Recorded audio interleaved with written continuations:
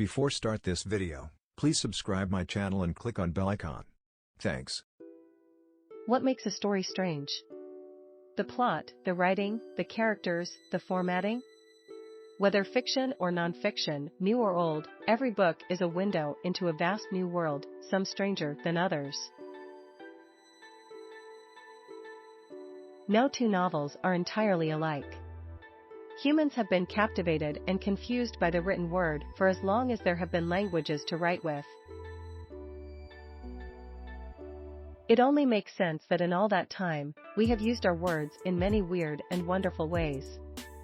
Related, 10 books banned in the 21st century. 10 Libertine, this best-selling novel, was a total hoax. For much of its early existence, Libertine was a joke disguised as a book. The strangeness of Libertine comes not from the book itself, but from the convoluted nature of how the book was conceived. Libertine technically has three creators. The first was a radio DJ named Jean Shepard, who, in 1956, had a grudge against the bestseller list. He believed publishers did nothing but follow the next big thing, and he intended to prove it. Shepard told his fans to visit their local bookstores and ask for Libertine by Frederick R. Ewing, a historical novel that was never written by an author who didn't exist. Armed with a title, an author, and a basic plot, Shepard's fans made such a fuss about the book that booksellers were floundering far and wide to find copies. Pre-sales did put Libertine on a few bestseller lists, though it is unclear whether it ever made the New York Times. It did, however, manage to get banned by the Archdiocese of Boston. About a month later, the hoax was finally revealed by the Wall Street Journal. However, Jean Shepard eventually met with a publisher named Ian Ballantyne and a writer named Theodore Sturgeon. On September 13, 1956, Libertine would be published for real, more than 12 months after the newspaper exposed the hoax. Libertine's author page has a picture of Shepard posing as the non-existent author, Frederick Ewing.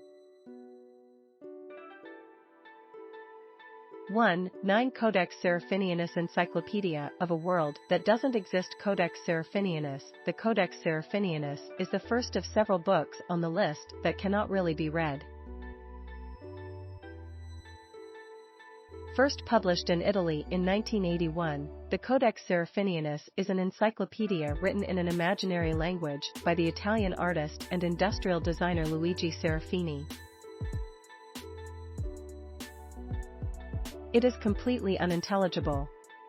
This incomprehensibility was entirely intentional on Serafini's part. The novel script isn't a constructed language, it is a false language.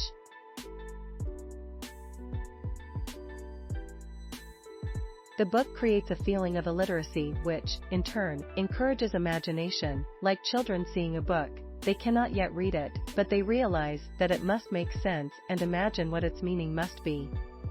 The writing of the Codex is a writing, not a language, although it conveys the impress. The book's science fiction aesthetics inspire a stunning array of surreal imagery: a bird's nest with legs, hippos made of clouds, and a couple shapeshifting into a crocodile are some of the most comprehensible pictures. The Codex's 300 pages are divided into 12 chapters, 6 dedicated to nature and physics, and 6 dedicated to human culture and history. Every page is more delightfully strange than the last. 8 The Red Book. Genius or Psychosis.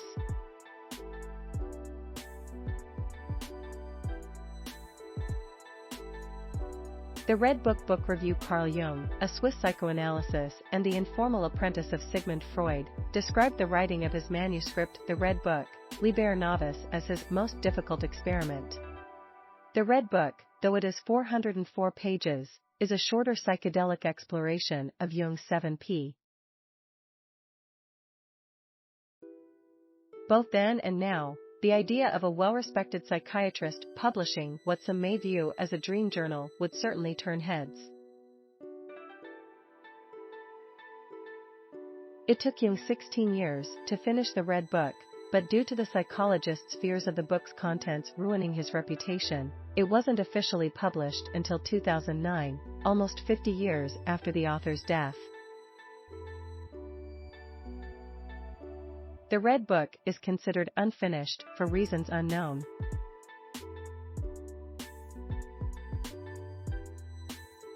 The manuscript ends with the word Möglichkeit, the German word for possibility.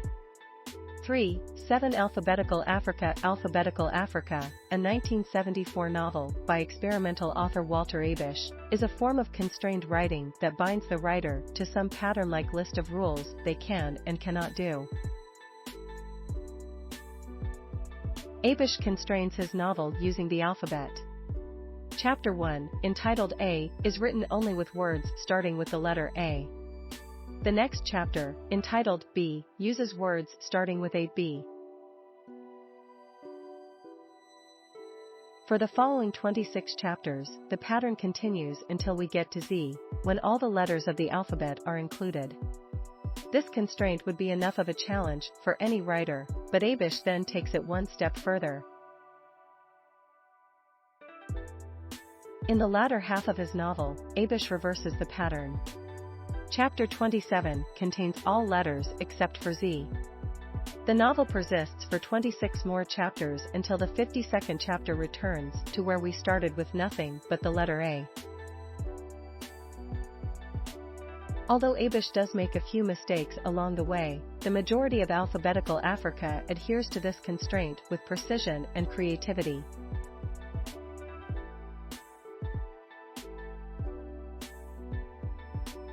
Alphabetical Africa explores its plot about two jewel thieves nearly entirely without the use of any pronouns, interrogative words, such as who, what, or where, or even some of the characters' names. 3. 6. The Unfortunates by B.S. Johnson. Brian Stanley Johnson, amusingly pen-named B.S. Johnson, was a prominent figure in English experimental literature of the 1960s. Though this list could be filled almost entirely with his novels alone, there is no better novel to focus on than his 1969 book in a box entitled The Unfortunates. The convoluted nature in which this book is constructed is likely why it has been out of print for decades, but remains notorious in the mind of many almost 55 years after it was first published.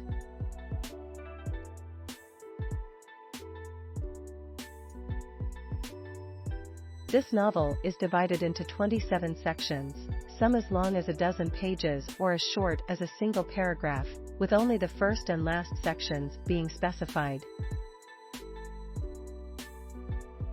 All 25 sections in between can be read in any order. Those that have done the math have concluded that The Unfortunates can be read 15.5 septillion ways. A reader would expect the novel to be incomprehensible, but somehow, Johnson retains an intriguing readability throughout his work, no matter how confusing the premise.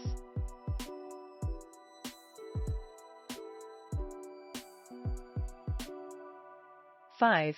The Dead Sea Scrolls. From a period of discovery lasting 10 years, between 1946 and 1956, the Dead Sea Scrolls are exactly as their name describes, 15,000 scroll fragments. They were put together to make approximately 950 different manuscripts and were found on the northwest shores of the Dead Sea, scattered in 11 caves near Qumran. Historians have worked tirelessly to piece together and date the scrolls. The current hypothesis is that most of the scrolls are approximately 2,000 years old. These manuscripts are written in ancient Hebrew, Aramaic, and Greek. What little of the manuscripts has been translated indicates that the scrolls are religious in nature. Some of the oldest evidence of the Hebrew Bible, both canon and non-canon manuscripts, was found.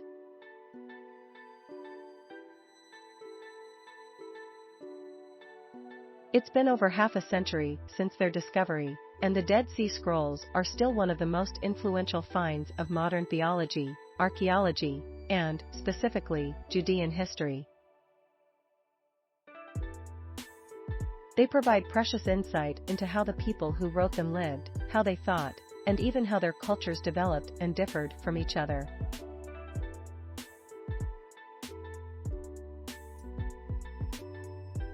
Six. For House of Leaves. Is House of Leaves the scariest novel ever? It is rare that a book asks more from its reader than just to read its words, front to back, word for word, beginning to end. Though reading itself isn't always easy, it is at least straightforward for most genres. This, however, can't be said for the debut novel of Mark Z. Danielewski, House of Leaves.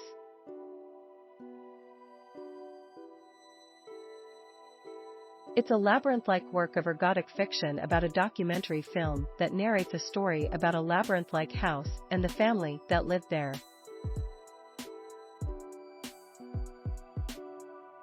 The novel is experimental, multi-layered, and equal parts a horror story as it is a love story. The paradoxical nature of House of Leaves, both in its plot and format, requires a lot of attention from its reader. Sentences are overlaid, flipped upside down, stretched horizontally, and stylized in several different fonts to differentiate between each character. The book is 709 pages of puzzles, pretending to be paragraphs.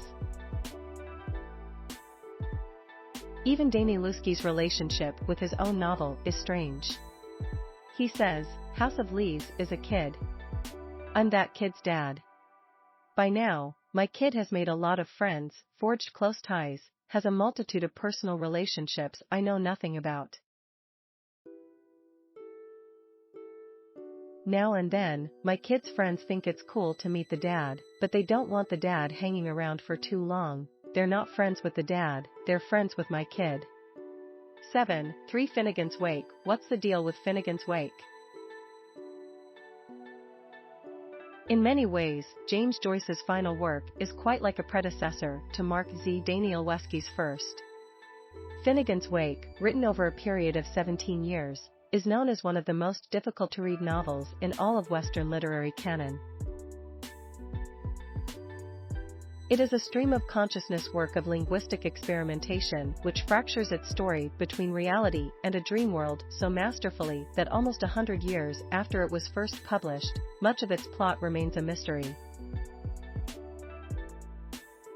This lack of clarity is mostly due to how Joyce uses language in his novels.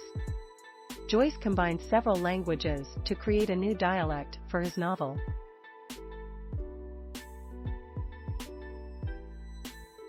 With this dialect, Finnegan's Wake uses wordplay, puns, and portmanteau to create the novel's dreamy atmosphere. Even James Joyce's most dedicated fans have found Finnegan's Wake to be incomprehensibly baffling. Many declared the novel to be easier written about than it is read, while others have suggested it to be a book that's meant to be heard, not seen.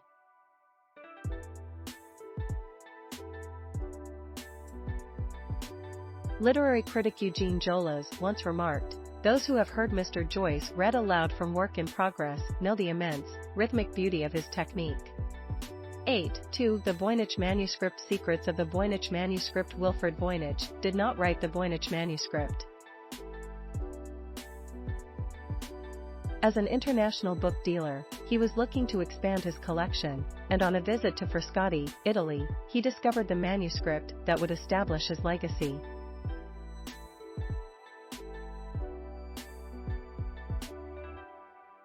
Commonly referred to as the book that can't be read, the handwritten tome has remained a mystery for over 100 years. Its script has never been decoded, though many have tried.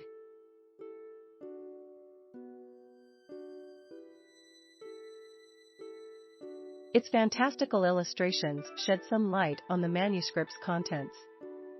Sections of the manuscript have been attributed to subjects such as astrology, folk medicine, biology, and medieval sciences.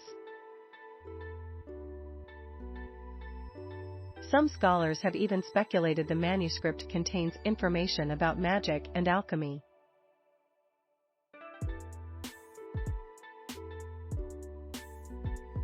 Wilfred Voynich referred to the manuscript as the Roger Bacon cipher manuscript because of a letter found within the manuscript theorizing that Friar Roger Bacon was the author.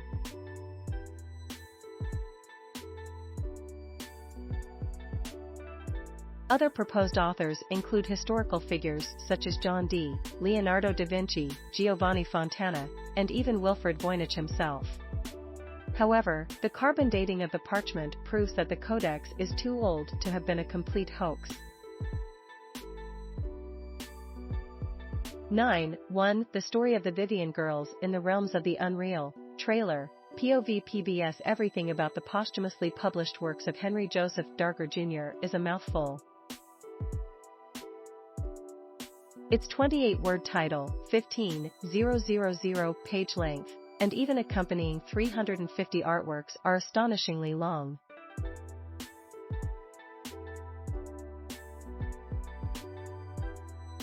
The story of the Vivian Girls, in what is known as the realms of the unreal, of the Glandeco-Angelinian war storm, caused by the child slave rebellion, was the life's work of a janitor living in a simple one-room apartment in Chicago. His landlord, Nathan Lerner, knew him to be a recluse. After living in his apartment for 40 years, Henry became too old to climb the stairs to his room, so he asked his landlord to help him move into a nursing home. When asked about all his belongings, Darger remarked, "It's yours. Just throw it away." Luckily, once Lerner discovered all that Darger's apartment was hiding, he did no such thing. The Story of the Vivian Girls is a sci-fi/fantasy story about 7 Catholic girls freeing their fellow child slaves and staging a rebellion against an evil atheistic empire called the Glandelinians.